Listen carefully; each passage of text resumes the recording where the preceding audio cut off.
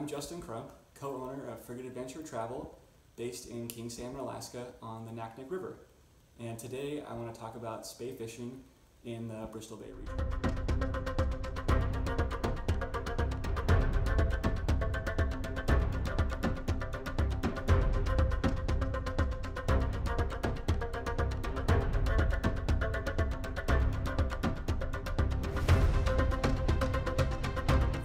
So I thought I would first give an overview of the Bristol Bay fishery. A lot of people know about it. It's been a famous sport fishing destination since the 50s.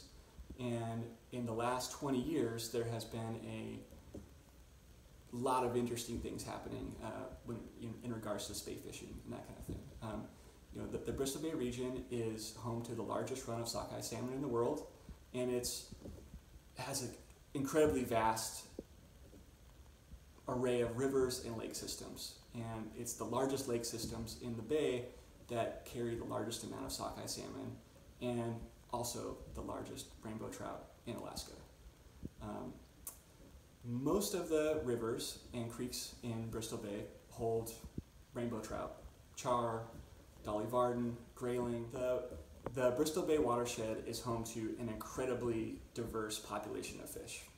There's all 5 species of Pacific salmon, grayling, Arctic char, rainbow trout, dolly varden, northern pike, and all kinds of other little things squirting around. But the thing that we're going to talk about today are giant rainbow trout. In the area where we are, in King Salmon, we're surrounded by giant lake systems. Big lakes connected by rivers to other big lakes and other creeks and so on, and each of them has their own unique population of rainbow trout. Some of these populations spend the whole year in the creek or the river where they feed all summer, and others migrate between lakes and rivers, moving and following food as the summer goes on. But the two that I really want to talk about today have a very unique population of rainbow trout. And these are fish that don't come into the rivers in the small creeks following the sockeye salmon for the most part. These are fish that actually stay in lakes for most of the summer, feeding on the tens of millions of baby sockeye salmon. And these are the rainbow trout of Lake Iliamna and Naknek Lake. The 2 rivers that we're going to talk about spey fishing on are the Naknek and the Kvichak. The reason that the Naknek and the Kvichak are great spey rivers is because of the fish that come into them. Unlike the fish that are going into the small creeks and following sockeye salmon and eating eggs during the month of July, August, and September, these fish actually stay in the lakes, which I mentioned earlier, and they make their journey down in the fall to eventually overwinter and spawn in the spring. And because of that situation, they're not totally focused on eggs when we're fishing for them. There's definitely a time frame on the Kvichak where when the trout first come in, there are spawning chum salmon and then eventually sockeye salmon. But as those salmon runs diminish and it gets towards the end of the season, the trout stick around and they start looking for other things. It's a little bit different on the Naknek River, where there is a portion of the fish that feed for the feed on the eggs when the sockeye are spawning, but it's a very small window in the run, and it's also in a very small portion of the river. So for the majority of the fishing that we're doing on the Naknek, we're actually fishing to trout that never stop around these spawning beds. These fish are some of the oldest trout anywhere in the region. On the Naknek, they've been documented to live up to 14 years old, and the age before they spawn is typically about 5 years old. So these fish spend a long time in the lake before they come down to spawn, and they get the majority of their food eating baby sockeye. So for us, spey fishing, it creates a really unique opportunity. These are fairly small populations of fish. I don't know the numbers on the Kvichak, but the Naknek estimate is somewhere between 4,000 and 6,000 adult fish. And the last study that was done on those fish estimated about half of those fish came into the river in the fall, and then the other half met them in the springtime to spawn. So The reason spey fishing on the Naknek and the Kviak works so well is it allows us to cover a significant amount of water with flies that get fish's attention. Because we're talking about small runs of fish in really big water, trying to pinpoint exactly where a fish is more difficult than, say, on the Brooks River, where we can see spawning sockeye salmon and oftentimes see the rainbow trout right behind them, so we really know where to fish and we can target those areas accordingly.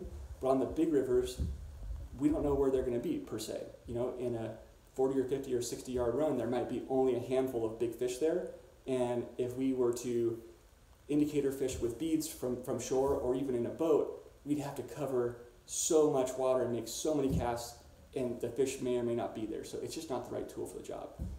So spey fishing really starts to scratch that itch. Because they're not focused on eggs, we're able to fish attractor patterns, you know, streamers of different kinds.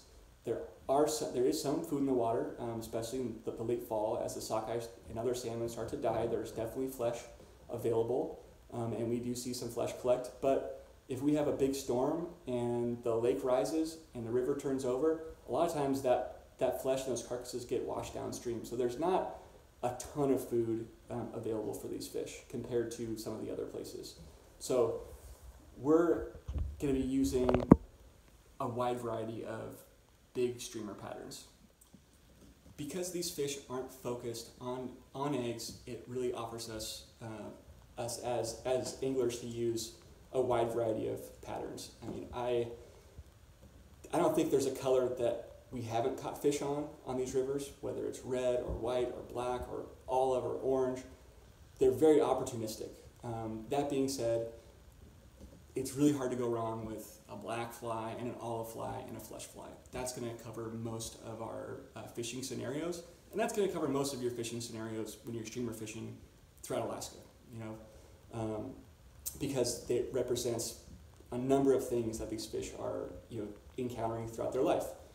There's leeches, there's lamprey, there's sculpins. The Naknek especially has a big sculpin population, and then the flies are similar size to salmon smolt when they're migrating through, and it really is just triggering a reaction of something that the fish remember rather than matching a hatch. So I talked a little bit about flies, and I think I should mention a little bit about gear and really why spey fishing is a good option for these rivers, the Naknek and the Kviak, fishing for these migratory rainbow trout. First and foremost, backcast room. The Naknek has a lot of places that you don't have really any backcast room. You have a steep bank behind you with trees, and with a single hand rod, it's really, really challenging. There are times when we have anglers fishing from a boat, and we can work the boat down the edge of the river, getting just enough room for a backcast, but generally speaking, it's really challenging. But for me, more than anything, having the flexibility to adjust our depth and sink rate as we're fishing on the fly. So obviously there are multi-tip single-hand fly rods fly lines, but a lot of times someone ends up with a certain weight sinking tip on their single-hand rod, and it might be good for one piece of water, but when you go to the next piece of water, it's really challenging. You might be fishing too deep or too shallow or so on. So with a spey rod, especially with a Skagit system, something that's designed to turn over heavy flies, it also allows you to fish a wide range of tips. So on the Naknek, there's places where we might be fishing in 2 or 3 feet of water, some really wide, shallow, flat sections, and on those areas we'll fish down to a type 3 or an intermediate, but there's other places that we're fishing straight into the center of a deep channel, and the water might be 10 or 12 feet deep. And even though we can't get our fly down to the bottom, if we can cut through the current with a T11 or a T14, that's going to give us the shot at one of these fish to, you know, see our gear. The Kviak is a little bit more of a shallow, gravelly river than the Naknek, especially in the sections where it braids out. So we tend to fish lighter tips over there. We fish a lot of T11s. T11's probably the heaviest that we fish on the Kviak, but lots of type 3s and intermediates oftentimes, because there's a number of very very shallow bars that the fish are laying on in the old salmon beds after the fish have spawned. So it's really cool. You can cruise around the river. This is mid to late September, and the salmon have more or less all spawned. There'll still be a few spawning at this time, but for the most part, they're gone. And it's a really strange thing, as if you're used to fishing around spawning salmon, we just target likely spots. And a lot of the times, these likely spots are old salmon spawning beds with depressions and drop-offs and humps, and we'll target those areas with a very light sig tip and just cover as much water as we can. The nice thing about these trout is they will move a long way to eat your fly. It's really incredible. I mean, I'm also a steelhead guide in the wintertime in Oregon, and when we're swinging flies for these fish, they don't move very far. We really have to get close to them. We have to really, really match the bottom and the river and the structure to our gear. And if we're not right on the bottom, we're really not catching fish, generally speaking. But on the knackneck and the kweejack, if we can get it somewhere in the zone, it's going to give us a lot of opportunity.